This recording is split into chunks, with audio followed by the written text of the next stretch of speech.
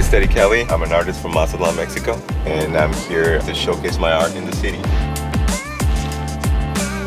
This is Privado Space Project, which is a citywide mural project.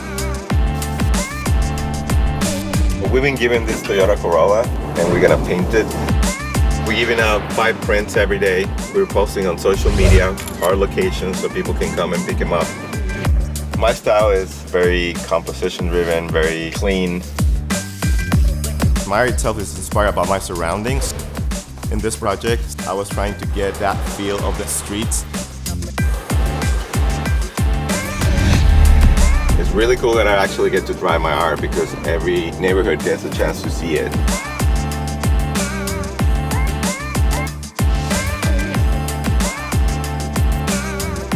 See ya.